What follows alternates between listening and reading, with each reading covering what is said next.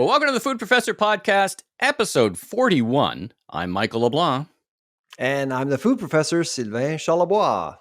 Well, Sylvain, as always, good to be on the mic and the camera with you. Quick reminder, our listeners and guests, we have a fun YouTube channel where there's some bonus content and some other stuff. It's going to be a great episode, action-packed. We got a lot to get through, so let's jump right in. First of all, we've got trying stuff episode this time. Good for good sauces. You got your sauce there. Yeah, absolutely. There he is. Yeah, I got my sauce. I'm looking forward to that. I have not, unlike other products, I have not tried it yet. And so I'm looking forward to it. Yeah. Have you tried it yet? I have not tried it yet. I'm looking forward to it. I'm very excited about it. I'm trying the Bolognese. Spicy Which one Bolognese. are you trying? I'm trying this spicy Bolognese. Okay. So I'll try. So I guess I'll try the two others. Bolognese, plant-based classic and plant-based creamy. Yeah. So, yeah. And as it happens, we have a great guest, great interview, Dana McCauley, who's Chief Experience Officer from the Canadian Food Innovation Network. And the woman who created Good for Good, it came out of or was part of that network. So it all, like we planned it, all kind of ties together.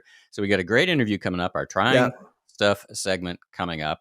Dana is so forward looking, and it's I'm looking forward to talk to her and to hear her thoughts about CFIN and her work there. Absolutely. Yeah, and it's a great interview because we talk about both the makers and the role of the industry, whether that's restaurants or food service or the groceries and innovation. And of course, you and I play a role in innovation. This Trying Stuff segment, that's part of it, right? We want to introduce people to new products and talk about the industry trends around it. And a reminder, we don't get paid for this, not a promotional thing. People send us stuff and we just try it. So we're just... If we don't like it, we can say it. If we don't like it, we generally say it. But it rarely happens. Like everything we've tried. We keep an open mind. An open mind, an open palate, right? So there you go. Absolutely. All right, well, let's jump in. I mean, we should probably start out with this trucker convoy and the Alberta blockade. This isn't a political podcast. I mean, God knows what trucker convoy. What are you talking about? What is this thing of which you speak? It's funny. I was looking at the headlines. You're from Ottawa, so what's the big deal? I mean, there's not what's different with truckers? Isn't that what goes on in Ottawa every day? Well, it's funny you say that because being from Ottawa, there are our right to protest, our right to advocate for our rights. I mean, it happens in Ottawa literally almost every day. But there's some nonsense, a lot of nonsense going on. I think they've made whatever point they came to make. I think that got a bit distorted in the whole process. And maybe they've got, there's a whole bunch of nonsense that kind of went on. And it's funny, I was looking at the headlines. They say, well, there's tens of thousands. We're not leaving. And the Ottawa police saying, there's about 50 of you. So I don't really know what's let's happening. Have a bingo game. I'm a little more focused now on what's happening in Alberta at the border, because once you get close to a border, that becomes... And Manitoba, by the way, there was a blockade in Manitoba as well. I don't know if it's still on, but I'm a little bit concerned. I mean, I think during the last show we did talk about vaccine mandates at the border, and I think the food industry is working with mandates. I mean, let's face it. Empty shelves are bad for business. They'll actually figure something out. I mean, they'll actually get food somehow into Canada, mandates or not. That's basically how it works. The economics of supply chains are so powerful. It will push things through. So I have faith in the supply chain. However, as we talked about last time, I mean, I was a little bit concerned about timing. I mean, in the middle of January, I was wondering about produce, center of the store, dry goods, but things are holding on. I mean, I actually say I can feel that the food industry is delivering. However, since our last show, there is this protest underway, which really has garnered a lot of media attention. And what was really surprising, and I did speak with some truckers, some people involved in the convoy early on, and they did not want to talk to media because they saw media as the enemy. Yeah. And now mainstream media stuff. They're blaming media for what they call COVID hysteria, which I don't agree with, because media media is doing its job essentially. But this convoy, I was never comfortable with the idea of the convoy because I knew at some point it'd be recovered by different groups. The message would be diluted. You're seeing all sorts of things going on, and what we saw last weekend in Ottawa was unexcusable. I mean, some of the things. I'm an ex-military officer. Yeah. Like Shameful. seriously, the Shameful. Tomb of the Unknown Soldier, Terry Fox. My family and I, we run the Terry Fox Run every single year. We have tremendous respect for Terry Fox. Really, the statue and of course Several the lines that several lines that should never be crossed were I crossed. know. And regardless if they're bad apples related to the convoy or not, it really just got people galvanized into one city to do all of these things. Yeah. And so you have to take some responsibility for what has happened as Mhm. an organizer, and it's quite Yeah. unfortunate. I don't know how you're feeling about all this right now. Yeah, I mean, not particularly great, of course, about what happened. I think it's naive to think that organizing a protest. And again, I'm all for your right to protest and have your thoughts expressed at the political level. But it's naive to think these things don't become a vehicle, so to speak, for Yeah, those with other agendas. So I think it could have been, could have been, should have been much better managed. And I think we're not done with it yet. And I think that we're in a very interesting time around mandates, and some countries just taking all limits off. Maybe that's too early. Maybe that's too soon. I mean, we're in the third year of this, man. It's tough. yeah, absolutely. And I, And I of think the course media is, and I think the media's done a pretty good job of covering. I mean, they're always, and it's not without some the fairness. They're looking at the worst pictures over and over again versus some of the other things. But I thought I they were know. doing their best. I mean, I was watching some of them. They just got mobbed when they set up a camera to just, hey, tell us what you're thinking, and they got mobbed by idiots. So And you I gotta would, feel bad for them, and and some of them have been threatened and spat on, and yeah, it's but ridiculous. of course, the other thing that I've mentioned on Hmm. social media, and I was just amazingly, surprisingly criticized for, is that I actually did say that the convoy itself may actually become more disruptive than the mandates themselves. I mean, and this is exactly what's going on right now in Alberta, Yes. Manitoba, Ottawa. I'm concerned, and yesterday you saw farmers actually go through the barricade, RCMP's barricade, Yeah. with tractors in support of truckers. So I'm very concerned about our social peace, to be honest. And I think it's really time to, I think the message was given. We took the Yeah. message. It's time to go back to communities and reflect on what's going on right now. And I do think it's making governments think differently about Mm. balancing food security, our nation's food security, and saving lives as well. And I've argued that perhaps it's important that we think about that. And that I was very happy to hear yesterday that the federal government has actually decided to create a task force to look at supply chain issues, which is Hmm. really, I mean, since the start of COVID, I've actually been part of three task force, a national task force organized by private organizations. Now, to see the federal government do that is a positive thing. Yeah, I mean, and as you know, working with Retail Council of Canada, I mean, we've long been saying, listen, just remove some of the interprovincial barriers if you want to improve supply Oh, chain. So, my goodness. like Yeah. we've kind of flown by the headline news. There's some things that can happen within our own control, within government's own control. So you're right, it's good. So let me summarize by saying it feels like, if I'm hearing you correctly, that the impact on the average Canadians' access to food on grocery shelves was not as severe as you thought it might be. There's other implications we're going to talk about later, but that you're what you're hearing, because you talk to people on all kinds of different sides in the industry, is things are fine, few gaps maybe here and there, but generally, the impact is fairly minimal. This kind of, what are we now, 2 weeks into the mandate? Let's Yep. roll it back to the beginning of the issue with 10% less truckers, I guess, or whatever the number is, crossing the border, and the US mandate as well. So basically, you're feeling on a scale of 1 to 10, 10 being everything's 100% fine, everything's working fine, 1 being, the opposite of that. Where would you put yourself? I'd say about 8, between 8 and Okay. 9, I would say, because it is messy out there. I mean, I think everyone knows that it's not perfect. And as Hmm. a consumer, you do not want to walk into a grocery store expecting perfection. It's not going to happen for the next several months. Year. So I would say longer, but yeah, yeah, yeah, at potentially least, longer. and Eric Laflèche, the CEO of Metro, did mention that on the call last week, on his call presenting financial results, is that Hmm. supply chain woes are real. I mean, that's that, but we're not going to have a problem having access to food.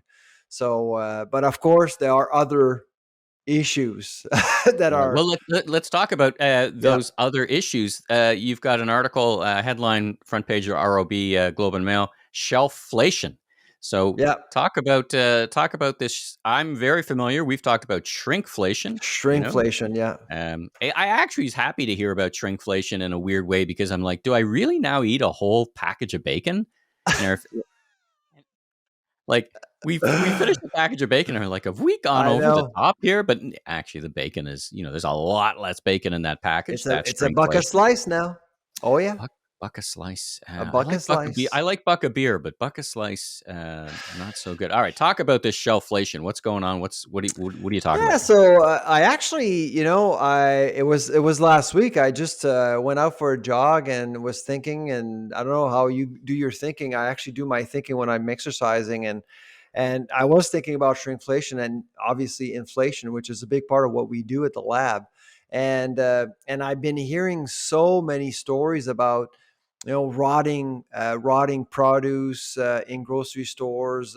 Quality is really not consistent right now with perishables in general because of supply chain woes. I mean, basically, you got labor issues, you don't have as many people to move things around.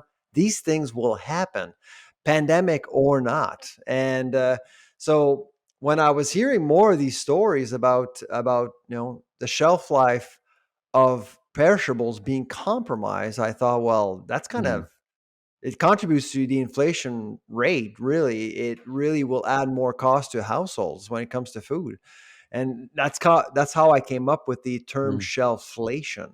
Yeah. The shelf life of a product being shortened as a result of what's going on across the supply chain, and you know very well, Michael, that right now to get any food across the continent, from farm to store, it takes longer, it takes more time, and you're likely going to see breaches, especially with the cold chain, Mhm. and of course you'll the freshness and the quality of certain products will be compromised. Well, and I know immediately when I read your tweet about it, it struck a chord with me because we buy some fresh fruits and vegetables, and we were literally looking. Hey, I just bought this, and I've already seen fungus in my blueberries. What's Oh, so going you've on? seen some yourself? Absolutely, and we've experienced it. In other words, well, we got to go out and buy more blueberries because half this pack is already compromised. So I've experienced it in small ways in fresh fruit, and I guess it's to the listeners who may not be into this whole understanding of the supply chain, this just in time. There's not a lot of days built in. I mean, Exactly. sometimes the product is shipped and it's not even ripened. It ripens on the way to the grocery shelf. So they listen. The supply chain is this is the overall broader issue around supply chain that I think the industry is talking about is have we wound it up so tight that it doesn't leave any room for give? And of course, it's done that for a reason well beyond the scope of And I mean, the today. supply chain has done wonders for the food industry and for Yeah, and consumers. pricing. Yeah, And yeah. unlike some academics I've heard, I actually do trust the model, the just-in-time model. I think it works very well on a global scale. It's just when a pandemic hit, the model will be challenged. I mean, I think it's something that we need to expect. But and the reason why I came up with the shelfflation issue is that, of course, I was a little bit concerned about people panicking and going to the store to buy for 2 weeks worth of food, and I was trying to rationalize why you wouldn't do that, why you shouldn't do that. It's just more And waste. shelfflation is an argument, is a pretty strong argument to get people to think over the short term, over 2-3 days instead of a week or two.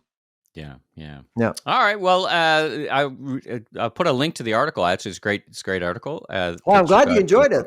Yeah. Yeah, I really Yeah. enjoyed So, it. It by was the very way, good. shelfflation. So I think the term has been used before in accounting. I don't even know how, but it's been. But this is the first time that shelflation is being used in the food space, All right. particularly.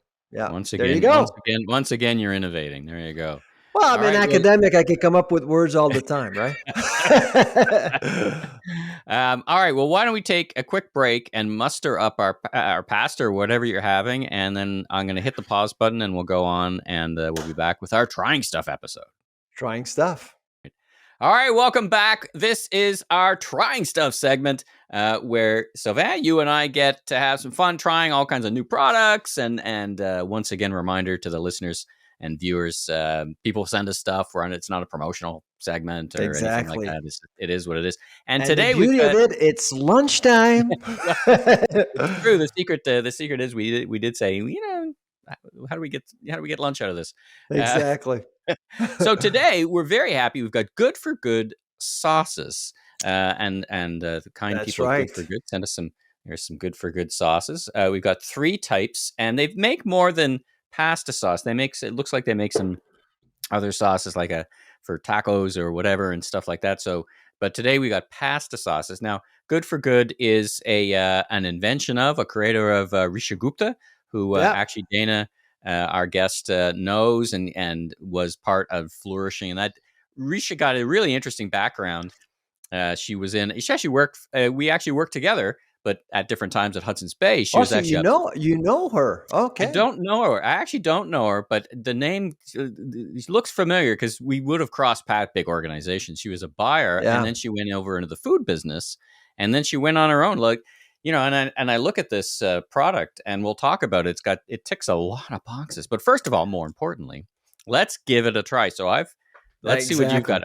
I've put mine into a nice bowl of pasta. I'm trying the spicy bolognese today. What about you? What do you got? That's mine. So what I have here. Oh, look at that. So spicy bolognese is here. That's what you have. Yeah. I have also the plant-based creamy bolognese, which is in the middle. Yeah. And on the other side, we have the plant-based classic bolognese. Very nice. So, and what kind of pasta is that? That's got some shapes there. What's going on there? So, St. Valentine's Day is just around the corner, and we got some heart-shaped pasta made in Germany. So there you go. Look at you up in your game. You're up in your game. Yes. All right. Well, let's take a taste of this pasta and see what pasta sauce. So I'm going to try the same as yours. Okay, I'm doing the spicy.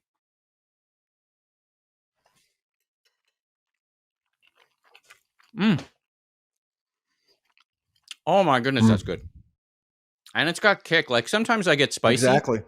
When I get spicy, I don't really. But find it's not violently spicy. No, it doesn't ruin the taste. Yeah. Exactly. Well, this is really good. It tastes fresh, eh? Well, it tastes fresh, and listen, I'm not a big fan. We make pasta all the time. I make my own pasta sauces. Yeah. I'm not a big fan of jarred pasta sauces. They rarely meet my expectation. But this one, I mean, it's good, particularly as a bolognese, which is tricky. Apparently, it's got pumpkin seeds in it. Like it's got texture and fullness that I wasn't expecting. Well, the slogan of good food for good is that it is powered by seeds. Yeah. So pumpkin seeds. Yeah. So it's got some plant-based. Yeah, no sugars. Okay, so I'm going to try the creamy one. Mm-hmm. Okay.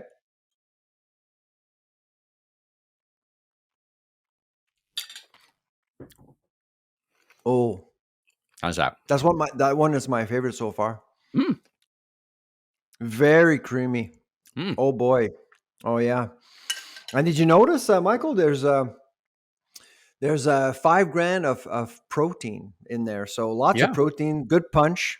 Yeah. And buy one, feed one. I mean, there's more things going on with this pasta than I've seen. This pasta sauce. I mean, it's plant-based, powered by seeds, woman-owned. This reading through the label, and it's got, it's great for all diets. It's vegan.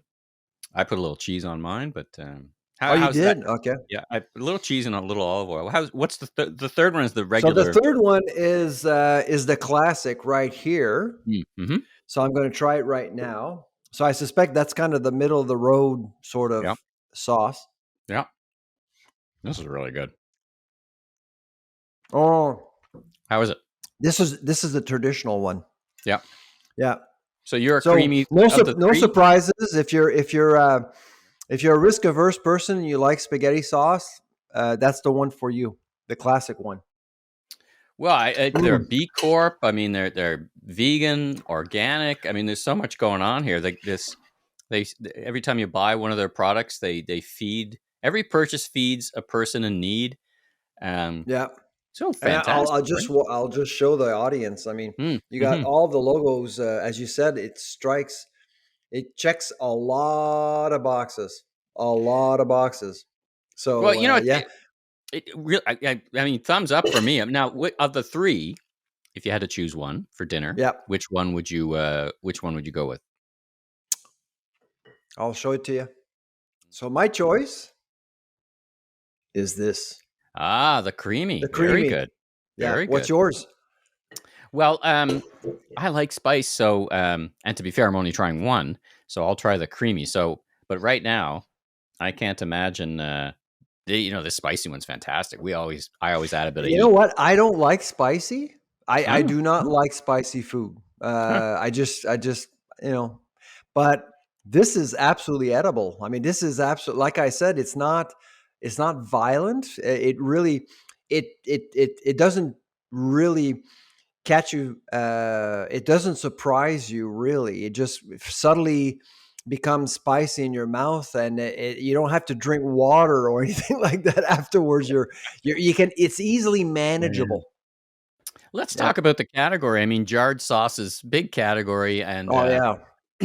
I think the purview of the big mass produced stuff, which has got a lot of sugar in it. I remember seeing some visuals like if you just poured the sugar into the jar, it would fill half the jar. So, you Probably. know, I got off jarred pasta sauce even in university. I'd eat pasta every day. That's true. I'd eat pasta every single day and love it every day, like a Gary Larson cartoon. Pasta again every day. I look forward to it. I could eat it every day. Yeah. Yeah. Me and my wife, the turkey, the champagne thing. But so the accommodation my lovely wife has made is every Friday night is pasta night. So at least I get it, Yeah. once pasta once a week. I'm just going to show the viewers exactly the ingredient list right Yeah, there. yeah, Not yeah, very long, very natural, and you can see the nutritional value of the sauce is actually quite strong as yeah, well. yeah. You Well, know, as I'm reading it as well, the name sugar does not appear on this nope, list.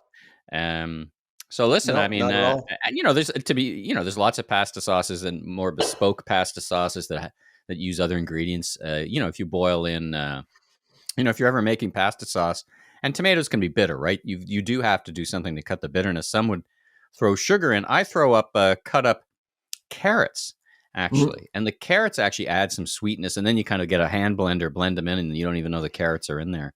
Yeah. Um, advice And I tips. just want to say, Michael, so it's free of wheat, soy, corn, peanuts, and legumes. It's a source of potassium, low in saturated fat, and zero trans fat, cholesterol free. Well, So what's not to love about what's that? not to love? I mean, listen, it fits well in with our interview about food innovations. Great innovation, Yeah, good food. I mean, the label inspired is by Dana, and frankly, what caught my attention with this product. First of all, I actually learned about the product visiting the Cane Grocer's website. They do have a page there showing new products that are hitting shelves. And so it immediately attracted my attention, clicked on it, and sent an email to the founder and basically got samples. That's basically fantastic. how it happened. Very And good. I'm really glad I did because I actually wouldn't have known of the product. And like you said, I mean the sauce category is pretty competitive. Yeah. And I think there's a lot of Canadian products out there, including good food Good for for good. good. Good food for good. Uh, Yeah, it's a bit of a tongue twister. exactly. Good food for good. I mean, it's. I actually think a lot of these products, like these deserve more attention, because we tend to with pasta. And by the way, pasta is known to be the easiest meal to prepare when you have a date at St. Valentine's Day. So Ah, if you're hosting a date, that's the number one pick, pasta. So that's there why you go. this segment is actually, happening at the right time for St. Valentine's. If you're out there hosting someone or you're being hosted, recommend pasta, and get your host to buy good food for good sauces, There because you they're go. great and they're Canadian. Oh, So there's a ringing endorsement for all the for listeners. St. Valentine's Day, I love you, Michael. I love you. I love you too. You're Because such a it's kind of a romantic. date. We have a date whenever we Every record, 2 weeks. right? Every 2 weeks we have a date. Well, this is great. All right. Well, this has been our Trying Stuff segment. Thanks again to the folks at Good for Good, and to Rishi Gupta and her team for providing. And try it. We'll put a link into the show where you can go to the website. You can learn all about it. So once again, that was Trying Stuff. All right. That was great Trying Stuff. And I want to talk about one or two quick things just before we get to our interview with Dana. I'm mixing up the sequence here a little bit.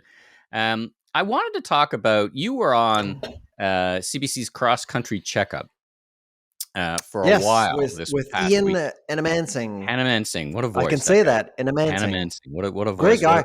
I've actually been interviewed by him several times, and I don't know. There's something, we connect. It's so easy with Ian. Well, I mean, he's such a wonderful interviewer. I go to school on a gentleman, a journalist like Ian. I'm just kind of curious for a few seconds. I mean, you were taking calls, right? You were taking calls from the people as you were talking. What was your gauge of the pulse? I mean, obviously, unfortunately, the weekend probably would have been dominated by a single issue, but people are starting to realize dairy prices are going up, and like, what's happening there, and talking about the food they eat, and what was your what was your takeaways from spending time Vox Populi, or at least CBC Populi, talking to folks on the show? Yeah, I get a kick out of these talk shows. I mean, I actually enjoy talking to Canadians when they call into a show like that. It can go, as you know, Michael, it can go in 20,000 different directions, and people will come in with all sorts of questions because they're concerned about certain things. For the most part, I mean, if you've listened to the show, I mean, the first part of their questions, if you do consider them as being questions, they will tell you what they're doing. They'll tell you, this is what I'm doing as a consumer. And what I'm hearing are Canadians, taking control, gardening, grocery shopping in a different way. They're more strategic about what they do, which is really, I think, great news. I mean, I actually do think that Canadians are more aware. We have taken food for granted for so many years. And in recent years, because of inflation, because of empty shelves, and what we've been through as a society over the last couple of years, I think people have a better appreciation for food, and food is they're allowing food to be a much larger part of their lives. And so, yes, I was there to answer a question, but my privilege, I saw it as being able to listen to Canadians concerned about all sorts of things related to food. But it was a half hour well spent. I really enjoyed myself with Ian. Yeah, did you listen in? I did listen in. I was just kind of curious about you I was being on the expecting other your end. call, Michael. The producers would let me through. Well, I want to talk to this food professor guy. I think he's full of it. Yeah, I think he's full of it. I think he's full of poutine or I something. got my smoker at home, and Well, listen, it's wonderful for you to do. I mean, it takes, and of course, you're far from being, the woolly-haired academic that doesn't, leave and listen to everybody. I mean, you've got such a wide mandate, and it's a wonderful lesson. If there's any upside to this whole COVID thing, when your toast falls off the kitchen table and lands butter side up, kind of upside is that if people are more aware about the food they have, and it could lead to better health outcomes in the long run. More awareness. And yeah, absolutely. And we talked about innovation with Dana, and frankly, it's hard to innovate when your market is not engaged. I mean, it's just so difficult. Yeah. And that's why I think the grocers have a very important role. And we'll be at Cial which is a big innovation conference coming up. We'll be together. We'll be doing podcasting. It'll be just a blast. We'll be meeting all kinds of great people. So look for that. We're going to support the Canadian Grand Prix Awards again, which is a different thing happening. Just our little bit, like trying our little bit to kind of, expose people not just to the issues, but also to the products and people put more time and energy into what they eat and how they eat it. It's all good outcomes, man. It's all absolutely good. Yeah, absolutely. Oh, well, listen, speaking of innovation, let's get to our interview with Dana. Great interview. So let's have a listen to what we had to chat with Dana, and then we'll be back with a few closing remarks. All right, great interview with Dana. You might hear a little bit of a change of tone of her voice because we had a little bit of technical issue. So if you're wondering why she sounds different in the second half than the first half, technical issues, but really interesting. Now, you were on a panel with her, I believe. Is that the last time you two were actually together fairly recently? Yeah. That was the last time I saw her. Yeah, at Cial. It was a virtual Cial, but I think I've been on panels a few times over the years with Dana. I've always been impressed with. Yeah. I mean, I wish I was as good of a communicator as she is. She's amazing. I mean, and what really is amazing about Dana is that she actually looks at food multidimensionally. She will look at everything and will seek for opportunities. She'll see opportunities everywhere where most may not, and which is why she's able to support some of these startups out there looking for some guidance and inspiration. And so I wasn't surprised when I learned that Dana was picked to be the founding chief experience officer at CFIN because she's got an incredible vitae. Yeah. And so she's a great leader in our. I mean, the way I'd say our agri-food sector would be even more innovative if you had way more minds like Dana out there, for sure. Oh, well, high praise indeed. I mean, and as everyone just listened to, great insights, and we'll put a bunch of links in and all that great stuff. Well, it's been a great episode. Covered a lot of issues, and there's a lot more issues to come. I'm sure you guys are doing some more research. It's a new research year, so going to field with whatever new research. We should probably talk about that in the upcoming episodes. But until then, busy episode. But until then, lots more to talk about in future episodes. Please tune in.